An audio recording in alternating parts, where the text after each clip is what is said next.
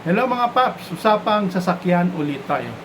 Ang pag-usapan naman natin ngayon ay yung car engine piston o yung piston po ng isang makina. So mapa diesel at gasoline engine, meron po nitong piston. So ito po. Ito po yung piston ng isang engine, no? May mga iba-ibang size po nito. Meron pong mas malaki dito at mas maliit.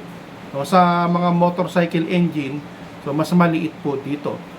So sa mga light vehicle lang, sa mga trucks, palaki na po yan, yung piston. So iba-ibang size na po. So ngayon, ito po nakalagay po ito sa sa loob po ng engine, internal parts. Doon po ito nakakabit. So ano po ba ang trabaho nitong piston? So ito po yung nagko-convert ng energy from burning fuel into a mechanical motion para po umandar ang inyong sasakyan. So ganito po 'yon. Pag nasa loob po ito ng engine, no, nasa loob po ng engine to, dito po sa ibabaw niya yung may tinatawag na combustion chamber. So yung air fuel mixture, so, nag-explode po 'yon. Pag nag-explode po 'yon, itutulak po itong piston pababa.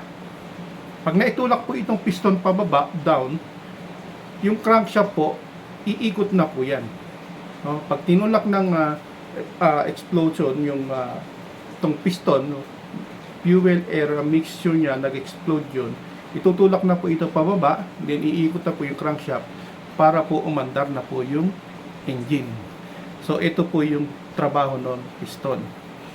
So ngayon, pag ito po sira o may damage na, so unang-una po, loss of power. So yung mahina hahatak, mausok, excessive oil consumption. So marami na po hanggang sa ma-damage yung engine nyo. So ito po yung piston ng engine po. Konting kalaman lang.